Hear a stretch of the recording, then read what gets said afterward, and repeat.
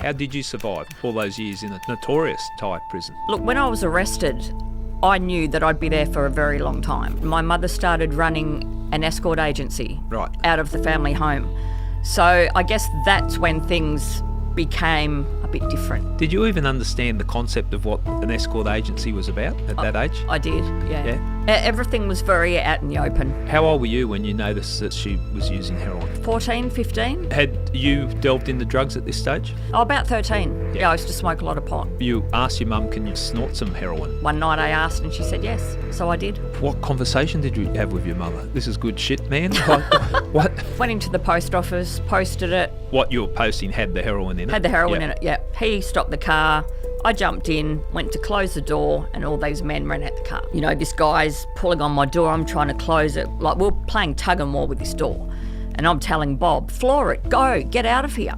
But there's nowhere to go. There was traffic everywhere. Like, I was spinning out by this time. I was like, oh my God, like, I'm gone in a big way. I'm going to jail and I'm not coming out for a long, long time. So I made out that I was going to run because I wanted to see what these cops would do.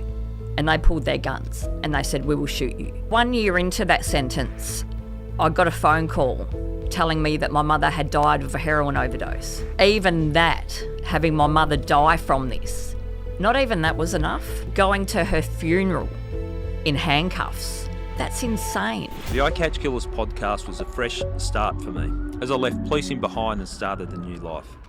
Over the years, we've laughed together, cried, and shared some powerful moments. Welcome to I Catch Killers. Welcome to another episode of I Catch Killers. When today's guest was just 15 years old, her mum gave her her first hit of heroin. From that moment, she was hooked. By the age of 29, Holly Deane-Johns was arrested in Thailand for attempting to send 15 grams of heroin to Australia. Holly was convicted of the crime and sentenced to 31 years imprisonment. But that's not where her story starts. Holly grew up in what she calls a normal family. That was until her parents divorced. Soon after, Holly's mum started running an escort agency from their home, where she answered the phones and took bookings when she was only 11. When she was 20, she went to jail for the first time, and it wasn't the last time. Today, Holly is here in the studio to talk about her life and how she survived in a notorious Thai prison. We'll also find out what she's doing with her life now. Holly Deane-Johns, welcome to I Catch Killers. Hi, thanks for having me. Well, I've just finished your book. I've read your book and I found it very, very interesting. But I'm sitting here looking at you now and thinking, how did you survive all those years in a notorious Thai prison? Look, a lot of it had to do with mindset. Yeah. I've always been a really positive person. So having a positive mindset is what helped get me through. If I didn't have that, I don't think I would have come out the way I did. I understand what you're saying, but how do you get that mindset? Because I'm thinking at that time when you're sentenced to 31 years in a Thai prison, and when you first go in there, is this my life? Oh yeah, definitely. Look, when I was arrested, I knew that I'd be there for a very long time. Yeah. I was thinking it would be at least 20 years. So for the first 10 months of that time, I was still using heroin in jail. I wanted to be as numb as possible. Yeah. I didn't want to think about it. I just wanted to get out of my own head. So yeah, that's what I did. Used heroin, pills. Yeah. Whatever to sort of numb myself. Did you have a concern when you were first arrested? And I know the legislation is always changing in Thailand, but death penalty was on the cards too? I didn't feel that it was on the cards for me, only because my drug amount was so small. Okay. Yeah. And going in there, the other considerations, what year, that was around 2000? 2000. Diseases within the prison. That would be a concern, that you might survive the prison sentence, but you'll come out with hepatitis or HIV? That was one of my main concerns, was getting sick. So as soon as I could, I got prescriptions from the doctor inside the jail, which were sent to my embassy. I wanted to be vaccinated against everything that I could potentially get while in that jail. Nobody could understand why I wanted to do this. Well, my embassy could, but no one else could. And I was like, well, why wouldn't I try and get vaccinated against stuff that could kill me? Yeah, makes sense. Yeah, so that's what I did. When you were there, could you speak Thai? When No. you were first arrested? Not anything. And you were 29 years old? 29. Okay. You'd done some time in, and we'll talk about that, you'd done some time in Australian prisons before. Mm-hmm. But being a prisoner in a Thai prison now, you hear people talk of the Bangkok Hilton and the perception of what it's like in there. Look, you laugh. I'd be crying, I think. Oh, look, I had heard about what it was like through the friend that I was arrested with. He'd been in jail there like many, many years before. The stories he would tell me, I actually thought he was very exaggerating. Yeah. Because I thought, no way, it can't be anything like that. So the day that we were both getting sent to the actual prison, he said to me, like, it's going to freak you out when you walk down there into the cell. What sort of things was he telling you all? Oh, look, just about the conditions, about the treatment, the food. I just didn't think it could be as horrific as he was making out. But yeah, as soon as I walked into that cell, I was blown away. I could not believe what I was looking at. It was just a concrete box full of women. You couldn't even sit down. It was that full. Everyone was standing up. There was a toilet in the ground and a small tap. That was it. For all those women. For all those women in that cell. Yeah, and that was just in the cell at the court. Okay, so things aren't looking good for you. You've on a tour at the moment, publicising your book, and what made you want to write a book about your experiences then? And look, it's Holly's Hell, 7 years in a Thai prison. So let's put it out there. I've read it. It's a very interesting read, and I'm going to bring up some of the stuff that were mentioned in there during this podcast. Why did you feel the need to write a book about it? It's funny because I started writing this book the first day I was arrested. I was sitting in that cell. There was a cleaner there, a lady who was the cleaner and the cook. She did everything. So if any of us prisoners wanted anything, we'd give her money and she'd go to the shop.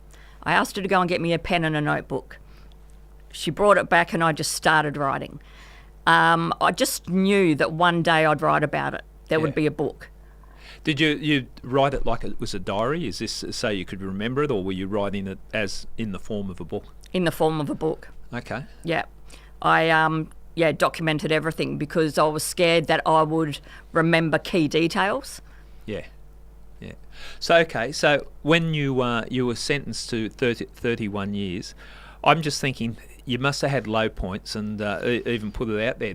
You would be better off dead than living a life like this? Did that cross your mind? That crossed my mind within the first week in the cells after I was arrested. Never in my life have I ever thought about killing myself, ever. But I did. I considered it. I just thought, wow, if I'm looking at 20 plus years living like this, and this is only at the police cells, what's it going to be like at the actual jail? I just couldn't comprehend living my life that way for all that time. So I did, I thought of ways to do it. And then, after a few days of thinking about it, I just was like, what are you doing? Yeah. You don't want to die. I didn't want to die, but it did cross my mind. Yeah, because I just wondered, I'm really curious of the mindset when you've got that 20 years ahead of you in an environment, and you'd be thinking, what's the point of fighting to survive? Yeah, and that's exactly what I thought. I knew that I wouldn't be seeing my family all the time. I wouldn't be seeing my friends. You're not at home. Yeah. It's a totally different ballgame. In a foreign environment for you. Yeah. Very foreign. Very much so. Yeah.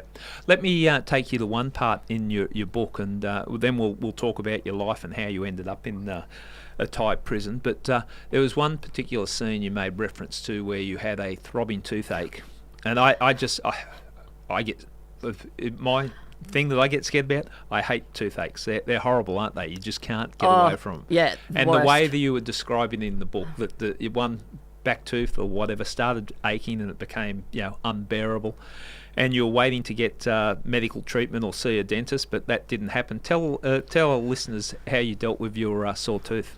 Yeah, so they did have a dentist come into the prison, but there was never a set time. You actually never knew when he was coming.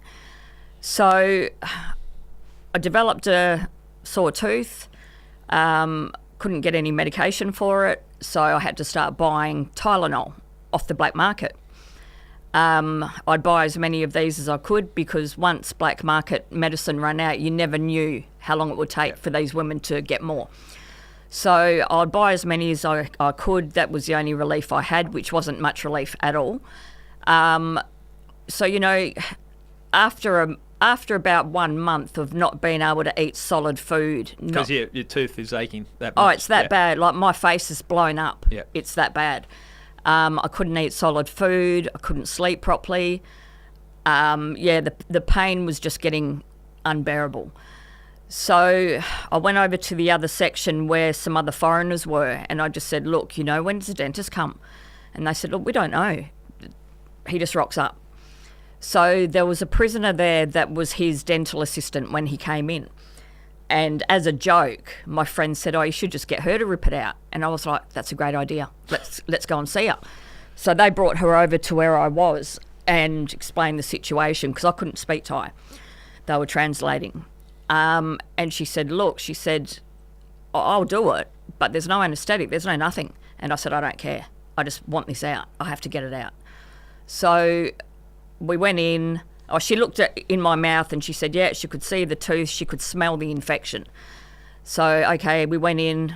I had one person holding one arm down. She pulled it out, put the gauze in. I went back into another section of the prison. After about an hour, I took the gauze out and felt with my tongue where the hole should have been, and there was a tooth there. She pulled the wrong one out. Sorry, I shouldn't laugh. Oh, no, look, it's funny now, but at the time I wasn't happy. Well, I'm just picturing when they pulled that out. So you had people holding your arm down, no anaesthetic, and just pliers or whatever, and rip it out. And ripped it out. You must have been desperate to put yourself I was desperate. Yeah. Like, you know, you got to think about it. 1 month. Yeah. With that, your whole face was blown up. It was unbearable. Yeah. Who in their right mind would do that? And the authorities, like, they could see it was falling on deaf ears that you're telling them you're in pain? I wasn't telling anybody because I don't give a shit. Yeah. They don't care. I mean, just the fact that I had to buy medicine off the black market, that says it all. There's no duty of care. There's nothing. You fend for yourself, basically. Yeah. So, you know, the next day I had to get over to that section again and get my friends to translate. She took the wrong tooth out. She'd got to do it again. And she was like, well, no, I didn't take the wrong one out. I took the right one. And I said, well, you need to take the other one out then. So I don't know whether information got lost in translation. I have no idea. But I would have been pissed off. Oh, I was pissed off. Yeah. I wasn't happy. But what could I do? So even with that, and I'm picturing in jail, and when you get work done on your teeth, and there's always the concern that you'll have an infection or something, you got to be careful. And you must have worried about that too. Like I worried about everything. 2 teeth ripped out of your mouth without any anaesthetic, and then put some gauze in there, and that's your. That's it. Yeah. Well, I was buying antibiotics off the black market as well because I was worried about infection. So yeah. Try and keep it down. Yeah. Okay. Let's take you out of prison for a bit. Let's tell the listener your story, how you found yourself to be in there. So let's talk about your childhood first up. Okay, so I consider my childhood to have been a great childhood, a normal childhood, up until I was about 12 when my parents separated. That's when everything changed. Actually, things did change before then. So where were you growing up? Sorry. I was growing up in Mount Lawley in Western Australia. Okay, yep. My parents had a real estate agency. I was young then, so I'm not sure what happened and why they closed it. But after that, my mother started running an escort agency out of the family home. So I guess that's when things became a bit different. You're seeing another side of the world. Yeah. And because of that happening in the home, I mean, there was 3 businesses. So we had 3 separate phone lines. These would be ringing all night. From clients? From clients. Yeah, yep. So the girls usually worked from, say, 6 in the evening onwards. So the phones would be going crazy. So for me, I wasn't really able to have friends over from school after school or do that normal teenage stuff because that would be strange. Like, why has your mum got all these phones here and why are they ringing? On the occasions that I did have people over, I would say, we run a import-export agency. Okay. Yep. That's why. And so how old were you when this was going on? I think 11. Yep. Started about 11. So that was sort of the first change, I guess, that happened that wasn't normal. Well, there's another part that's not normal because they had you actually operating the phones at some stage too when you were a kid. Well, during the day, girls didn't usually work, but there would be some that would want to work during the day. Yeah. So I just said to Mum, I'll answer the phones and you just pay me $10 for every booking that I get. And she was like, yeah, okay. I mean, $10. I mean, now I think, $10 it's nothing. But at the time... Back then for a young kid. Yeah, I mean, if I get 5 booking, that's $50. Like, yeah. So, no, that wasn't normal either. But well, it's not normal, but it's normal to you. It was normal to me. We look at it from the outside and go, well, how did that feel normal? But that was your norm. Yeah. Did you even understand the concept of what an escort agency was about at that age? I did, yeah. Everything was very out in the open in our house. Did that form I'm just trying to think how a kid processes that. Like there's a learning process going through life. But at 11, right, so these people paid to have sex with that person and this is a transaction. Could you comprehend what was going on? Yes. Yeah. Did it play with your mind? No. Yeah. The thing about my childhood was I wasn't a typical child, obviously. Yeah. You know, look, at 14, I was going to nightclubs with my brothers. I was out drinking, you know. I wasn't a kid. Yeah, yeah. I was a kid living as a 20-year-old. 20-year-old trapped in a kid's body. Yeah. Yeah. And that's how it always was, pretty much. Okay, understand. So that norm and the splitting up, when your mother and father split up, there was a person that came into your life, and that's when drugs started to come into your life? Yeah, so my mother ended up seeing this guy who we all liked. We thought he was a nice guy. Yeah. Look, we'd never known anybody that used drugs. We'd never seen drugs. It just wasn't in our world at all. So a few months after being with this guy, nobody can keep up a facade for too long. And slowly his facade started to crack away. And that's when we found out that he was actually a heroin addict. At that time, my mother was very wealthy. We were always living in mansions. She always had Mercedes, Rolls Royces. Like, she had everything. Yeah. We all had everything. So we were very well off. So this guy must have thought, oh, wow, you know, dollar signs everywhere. My mum loved him. I guess he loved her to a degree. I don't know. He was probably more using her more than anything. Yeah, with the money. For the money, yeah. From that relationship, my mother started using heroin. And then slowly I started using it.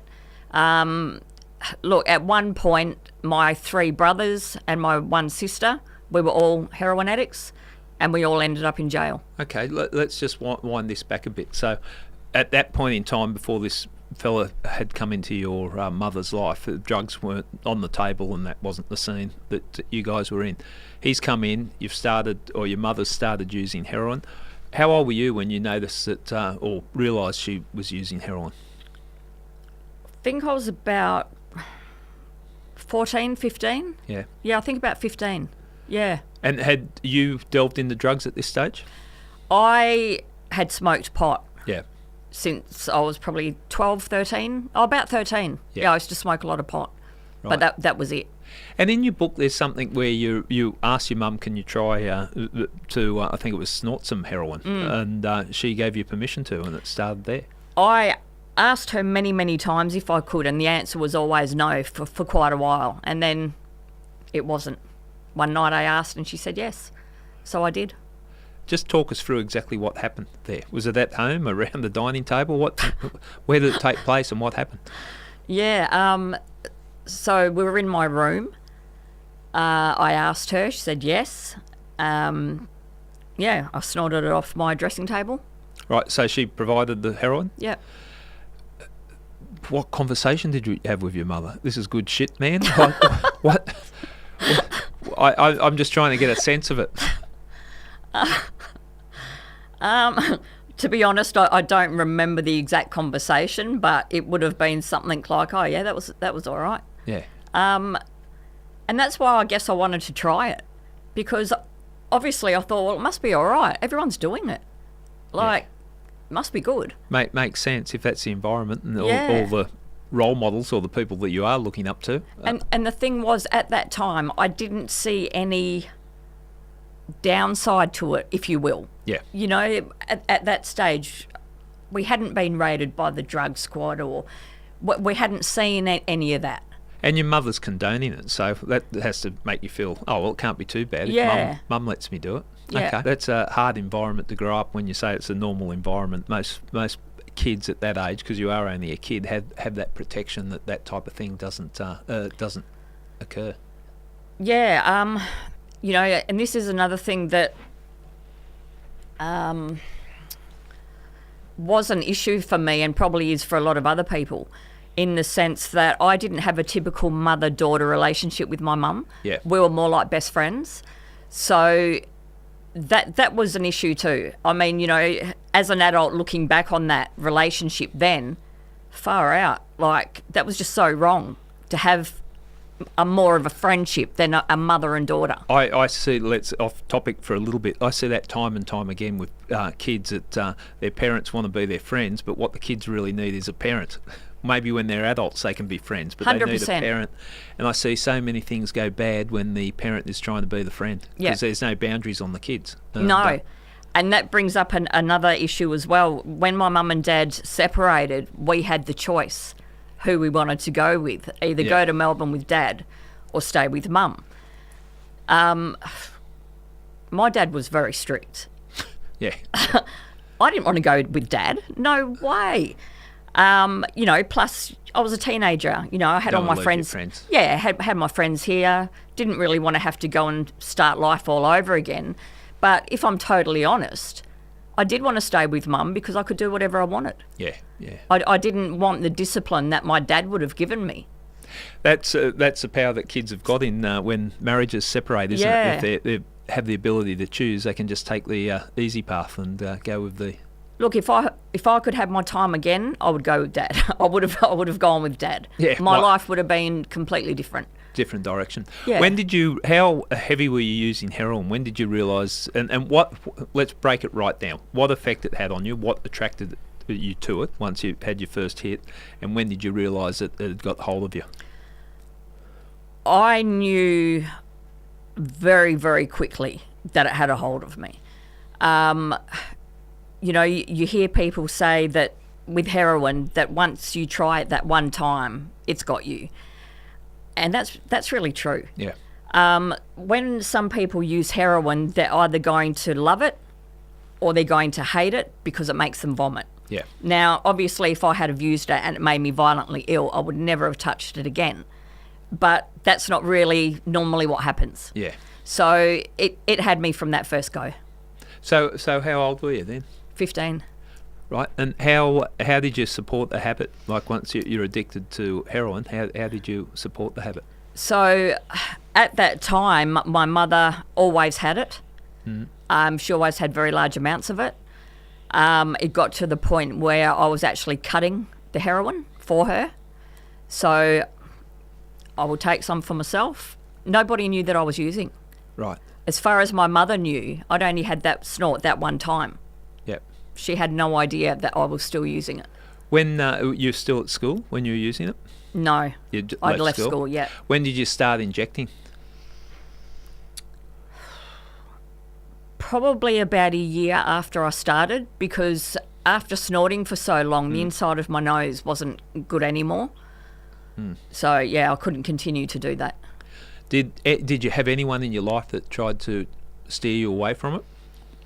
Not at that time, because nobody knew. Yeah. But all your brother or your family, your siblings, all got addicted. So yeah. So further down the line, when it was out and everyone knew what was going on with us all, and I went to rehab a couple of times, but I was never going for me. I was only going to make my mother and father say, look, I'm trying to kick it. But I didn't want to. I had no interest in it. I was quite fine living my life, and I was happy doing what I was doing. So obviously rehab didn't work for me because I didn't want it to. Yeah. What are you going to do? Yeah. With when did you have to start committing crime to support your habit?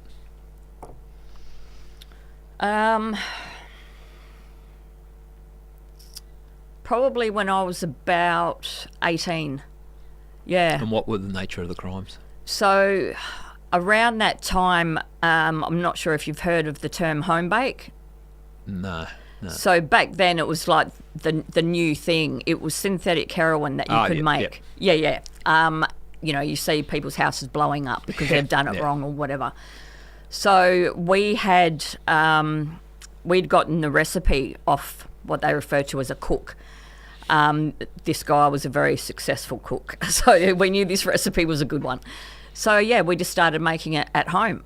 I mean, looking back now, how insane. I mean, my kitchen looked like a science lab. Yeah, you didn't blow up or... Yeah. Thank God, because it would have been really easy to if you just got one of the mixes wrong. Yeah. I mean, looking back now, God, I was nuts. It's scary to even think about. Yeah. Okay, so you've got to that. Was there any other trauma in your childhood? Yeah, so I was sexually abused by somebody in my mother's family when I was younger. Yeah. Did that come out publicly? No. Was he ever accused of it, or no? It was just something you carry with you? Yeah, that can impact on your childhood greatly too. Oh, yeah, for sure. And it's funny because it wasn't until I was an adult and my younger sister was an adult that we were actually talking one night, and she told me that it had happened to her, and then I told her it had happened to me. Yeah. So by the same person. So, I'd grown up with that my whole life and kept it to myself, and so did she. Yeah. That was just heartbreaking. It's horrible, isn't it? Because when kids, if you've been sexually abused as a child, quite often the perpetrator convinces a kid they're at fault, and you carry all that guilt with you, and it can mess you up greatly, can't it? Oh, 100%. And especially when you're a kid this high. Yeah. Yeah. Yeah. Well, I hope he got his just desserts, but unfortunately, too many of them get away with it. Yeah. But, yeah. Okay, so we've got your typical childhood that you told us is not looking too typical at the moment, but I suppose that's the environment you grew up in. You ended up getting locked up for drug-related charges when you were 20. Was it 20 or 20? Okay. What was the story there? What happened there? So a couple that Stephen and I knew wanted to do a heroin deal. So they didn't know when... Stephen was my boyfriend at the time. Yep. This couple didn't know where to buy big amounts of heroin from in Thailand, and they knew that we did. So they asked us if we could get the heroin for them in Thailand and give it to them, and which we said yes. And once they got back to Perth, would I be able to sell it for them, because I could sell big amounts? Yeah. And I said, yeah, no problem, I'll go and sell it and give you the money. So this was strictly their deal. Yes. Stephen and I were actually doing a favour for them. We weren't making 1 cent off this. Yep. It was friends doing friends a favour. So, Stephen flew over there, got the heroin for them, gave it to them. They both put 5 ounces in their bodies, came back. I told them to ring me when they got to the hotel. I'd come and pick up the gear and go from there. So I got a phone call. Yeah, we're back, at the hotel. Yeah, come over. So I go over there, get the gear. I had no idea at the time, but there was a cop in the cupboard with a tape recorder going. You got recording everything that I like happening. that. That's a bit of initiative, a cop in the cupboard. Yeah. Okay. So, I got the gear, left, walked to the elevator, pressed the button, then all these cops run out at me. Yeah. Yeah. Was that a wake-up call for you? So you're 19, 20 at that time. Did you... you're addicted to the drug yourself. Did you have any guilt about what you're doing, like the impact the drug had on? Like I'm sitting here looking at you now, and I'm thinking you're reflective and you know what's right, what's wrong. What was your attitude there at that time? Oh, look, I knew what I was doing was wrong. Yeah. But I was a heroin addict. Yeah. And that's what heroin addicts do. Drives you. Yeah. So, I got arrested and I knew that I'd be going away for a while. Do you know the exact charges? What were you charged with?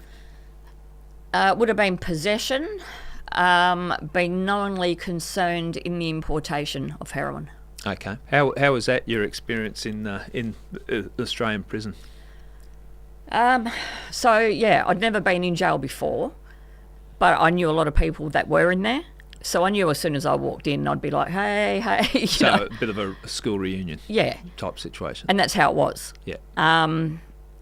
Walked in there, knew a lot of people who were all in for heroin offences as well. It wasn't as hard as it could have been for me because I did know people. Yeah. If I didn't know people, it would have been a different story. During that time, how long did you get in Australian prison? All up, I think I got 18 and a half years to serve 5 before parole. Okay. During that period of time, did you ever reflect on the direction your life's going in? Oh, yeah. Yeah. Did you decide to turn it around, or? I did. Look, when you're going in at 20 and you know you're going to be there for 5 years, that's a long time. So, I did want to do things differently when I got out. So, I did. But I was still using in jail. Right. Not every day. But you're still an addict through jail. Yeah.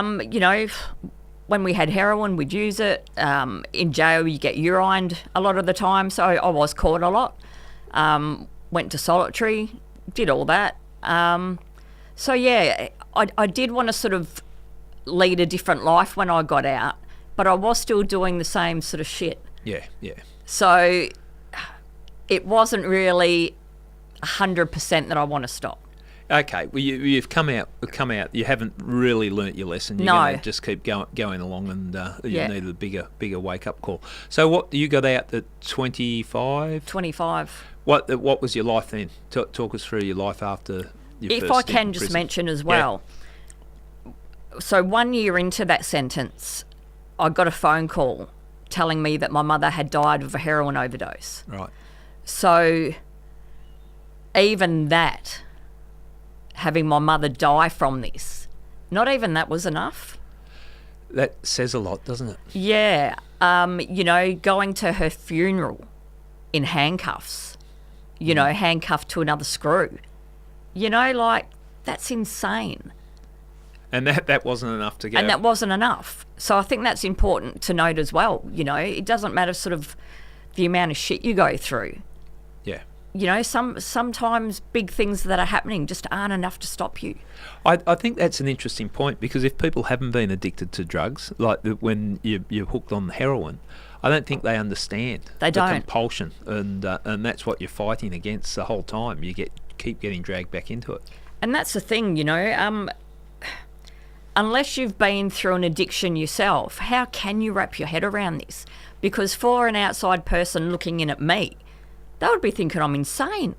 Yeah. Like, this chick's nuts. Haven't you learnt your lesson? Yeah. And I would think that too if I was on the other side. Yeah. It's madness.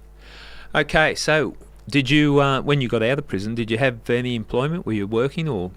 So the conditions of me getting out was that I had to serve 6 months doing work release. Yes. So I worked at a Salvation Army store for 6 months. I still had to check in with the parole officer, had to give random urines, and I wasn't using because I knew if I did, I'd be thrown back in. Yeah. I didn't want to go back. Yeah.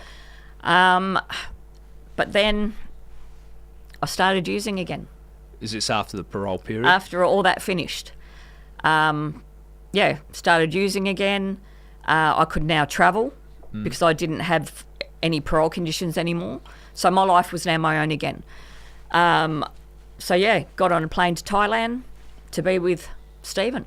And was Stephen based in Thailand at the time, or? He was. The offences that I was jailed for, Stephen was wanted on as well.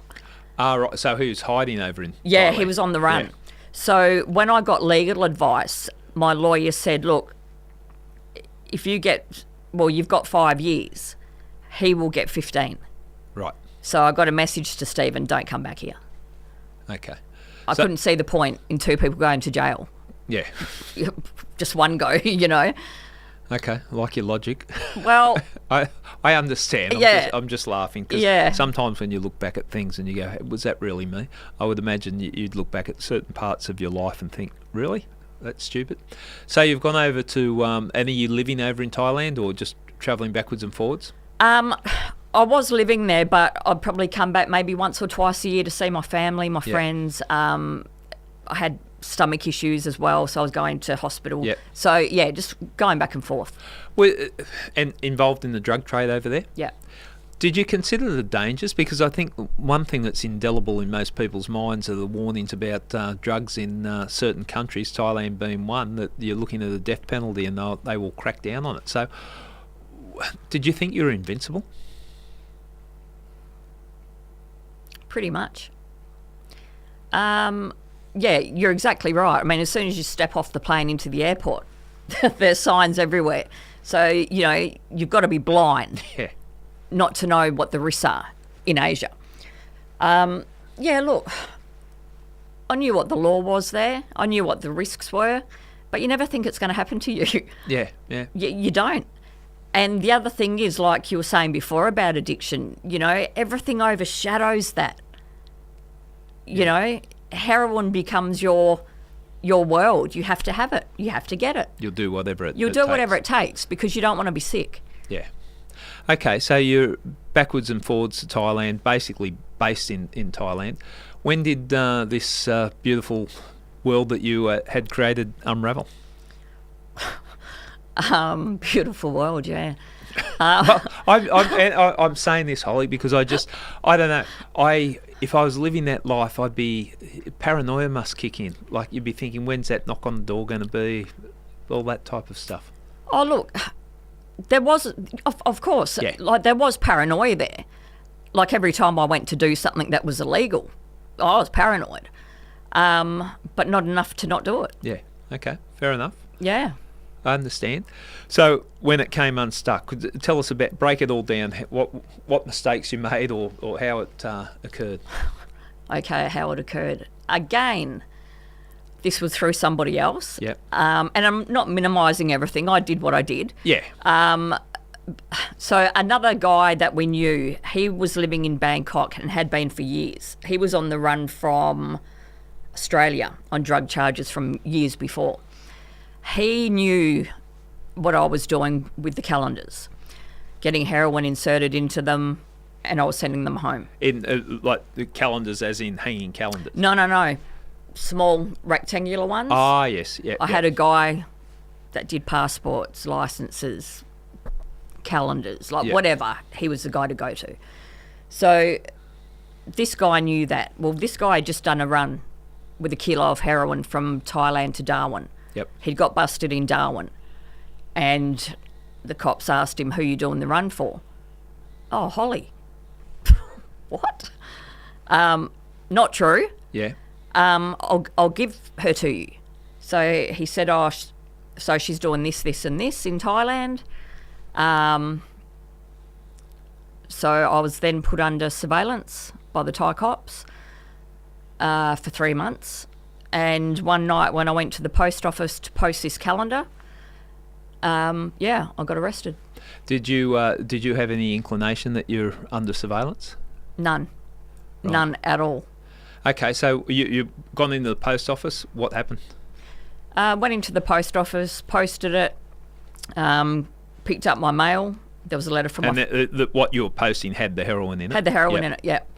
Picked up my mail at the same time. There was a letter from my dad there. I put that in the in the glove box to read later. Got back in the car with my friend who drove me, and I said, "Oh, you hungry?" "Oh, yeah. Okay, we'll get something to eat."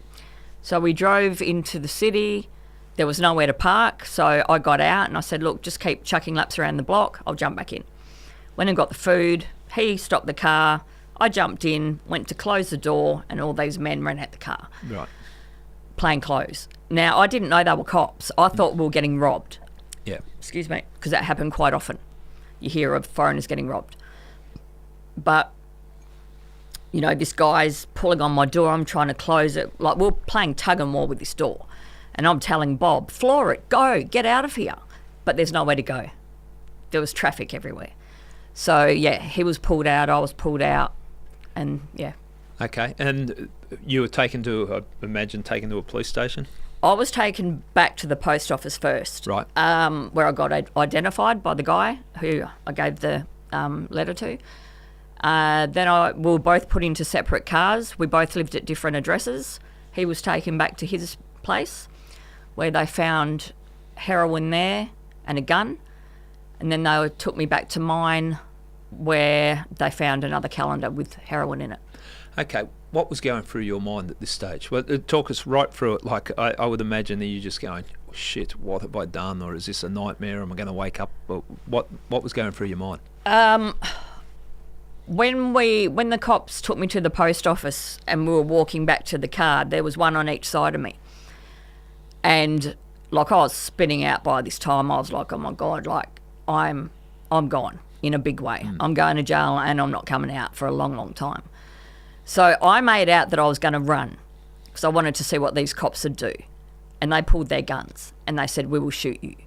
Okay, that's a good deterrent. Yeah, because I knew if I could run, like I knew people.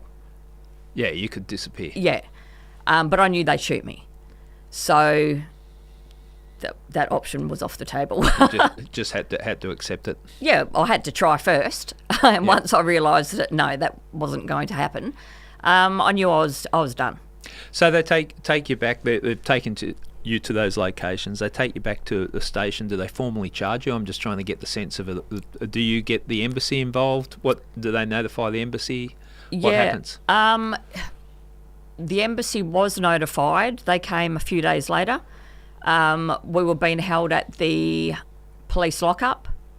That's how they do things there. Usually, well, we were told, usually kept there for 2 weeks and then you get transferred to the main prison.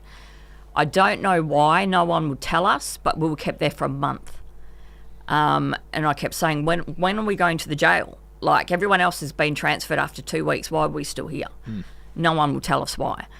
One of the cops said, you know, don't be in too much of a hurry to get there because once you're there, you'll want to be back here. What were the conditions like at the police holding cells? Yeah, just a concrete cell.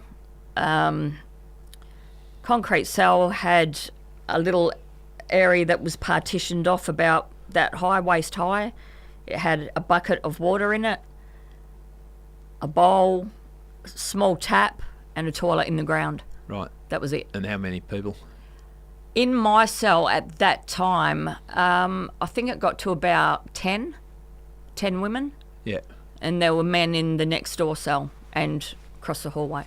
And how did you mentally survive that? Like, I'm saying emotionally, like what was going? Could you sleep? Could you function? No, well... Because you're also haven't got access to your heroin either. No. So you're going through a lot. Yeah. When the police took me back to my apartment, I had a stereo there that I had an ounce of heroin in.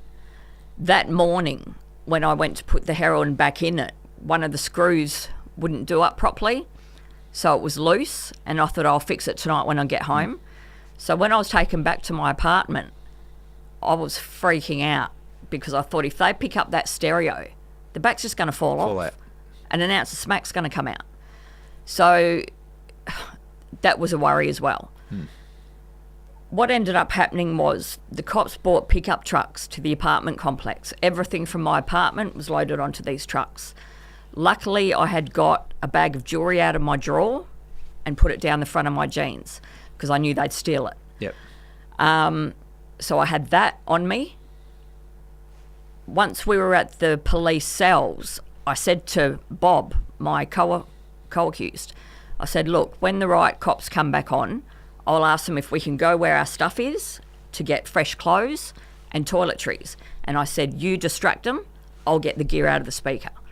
So you're still, I'm laughing at you with you're still thinking on your feet how you can get hold of that heroin. 100%. Yeah. You know, because we were going to be really, really sick. We're in a cell. We knew we're not going to get any help. And I knew that was there. So when we went there to, get a change of clothes and everything, the stereo was gone. I couldn't believe it. I was like, oh my God, where's the stereo? Yeah. So all that happened. The embassy came. We were asking the cops to get a doctor to come and see us. We needed medicine. Nah. If you want to use heroin, this is what happens. You're going to be sick. And is that coming from the police or coming from the embassy? No, the Thai police. Right. Okay. If you want to use drugs, well, this is going to happen. Yeah. So no pity. No, none. Okay. So when the embassy came, we said, look, we need help. We need to get a doctor here. We're going to be in a bad way. Doctor came, prescribed medication, which the cops had to give us 3 times a day. The bag of jewellery I had, I waited for the embassy to come so I could give it to them because I knew if the cops found it on me, it'd be gone. Yeah. And this was more or less money in the bank for me if I needed it, which I would need it. So yeah, when I handed the bag of jewellery over to them, the embassy, they had to lay it out on the desk there in front of all the Thai cops to document it. Right, make sure that their eyes were nearly falling out of their heads because they could see, oh my God, look what we missed. We could have got that. Yeah. I was always very surprised that a female cop never came to pat me down, nothing. Yeah, what was like in custody over here, you strip searched and that's what I thought would happen, but it never did. Yeah. Which was lucky for me because I did have that jewellery. Yeah. And over the years, I needed embassy officials to sell off certain bits of that jewellery so I could eat and stuff. So, yeah. Okay, so we've got you in the police holding cells. Have you been formally charged? Yeah. At this stage? What were the specific charges in Thailand and what you pleaded guilty to? Oh, look, to be totally honest with you, I can't remember exactly what the charges read, but definitely possession because I was in possession of it, and it would have been attempting to traffic. Okay. What legal representation do you get in a foreign country? We didn't have a lawyer for a few of our first appearances. Over there, you got to go to court every 12 days. So, yeah, we didn't have anyone for a while. Did you have a translator there? No. Everything was just in broken English.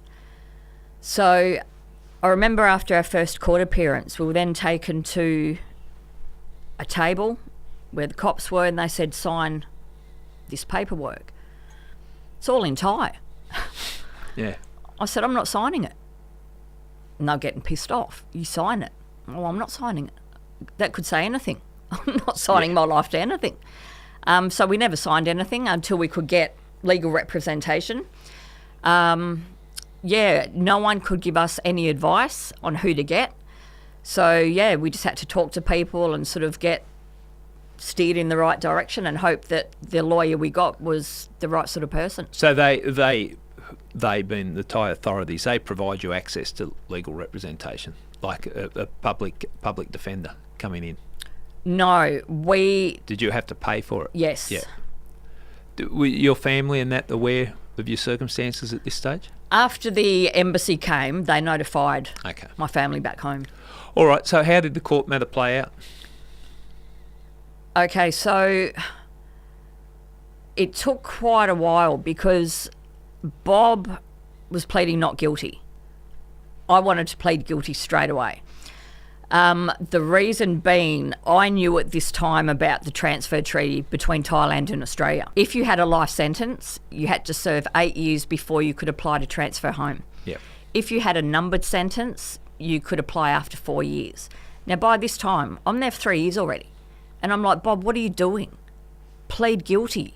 So you've been held for 3 years without the matter being finalised? Yeah. Okay. Because he wouldn't plead guilty. And at that time, we were being charged together. And I was also very worried about this because he had 120 grams at his place. I was charged with 30. So I couldn't understand why we were being charged together. And I would bring this up. You have to separate us. I'm not going down for his shit. Yeah. Like, why would I? That's insane. So it took quite a while to get us, apart. Bob's reasoning was, well, I don't care. I'm going to try and get off this. And I said, how? Yeah. I said, how? They have you cold. There's no way you're getting out of it. Stop wasting my time and your time. We could be home in a year, year and a half. No. So anyway, there was nothing I could do. So, I got sentenced. Once I got to the 4-year mark, I applied. Well, just hold it there. Just a sequence of events. So when you were actually sentenced, you were sentenced to 31 years? 31. You're sitting there in court. Tell me how you felt when you have just been told. How old were you? 29, 30? At that time, I think I was like 33 when I got sentenced. So that sentencing day, I didn't know, but my younger brother and sister came for sentencing. Right. The embassy had told them that was the day. So I was very surprised to even see them there. Once the sentence was handed down, I was confident that I understood what it meant because I could understand a bit by then. But I turned to the embassy official just to get confirmation that I was right. And he said, yes, 31. My sister broke down. She was hysterical. And I said, this is good news. How is this good news, she said. And I explained. I said, mate, in 1 year, I can apply to come home.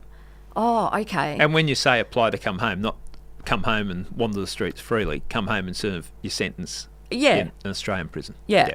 So, I'd done 3 years already. For me, another year, hey, I'm on the downhill run now. Yeah. Or so I thought. So, looking at it from that point of view, it wasn't so bleak. We've always look on the bright side of life, I suppose. Not so bleak. 31 years in prison. Just tell me, and we'll cover off on this more in part 2 because I want to do a deep dive into life in the prison because it fascinates me how people create a life in a prison, in an environment like that. But what was your very first impression when you were moved from the police holding cells into the prison when you walked in? So when we walked in, it was late. It was probably about 7 o'clock in the evening. It was very dark in there. There was no one else around. But you could hear televisions. And I later learnt there's TVs in the cells. So, you go in, they're going through all your stuff. The first thing not the first thing, everything was a spin out, but when you go in there, you're searched internally. Yep. This was done by a prisoner. Yeah, okay. I couldn't believe it. Obviously, you know what's going to happen. You think, medical staff. Well, no. Just an inmate. An inmate. Right. And I was just like, wow, is this really happening? Yeah. So there's a line of us waiting to go into this room. I've walked in, looked in the bin because I know how many women have just gone in front of me. That bin should be full if her gloves are getting changed after each person. Yeah. There was hardly any gloves in there. Right. So, I couldn't talk, but I was saying, take them off and put new ones on. Like, no way. Because, so if I'm reading it right, internal examination, gloves on, but the gloves aren't being changed. They're not being changed. A queue of women coming. Okay, I can see why you're concerned. Yeah. So I made her change her gloves. So that was sort of first like, wow, you're kidding me. Yeah. Prisoner does this? But that's how it was. Different world. Different world. Okay, well, look, we might have a break now at part 1, and when we come back, let's talk about how you survived in prison and what it's like, because I think it's everyone's worst nightmare. I'm still traumatised by watching Midnight Express, if you saw that. That was so long ago. Yeah. Just how scary it would be being a foreigner in a prison, and like a notorious prison. Yeah. Like it had a reputation. So I'll be very interested how you survived and how in fact you've turned your life around.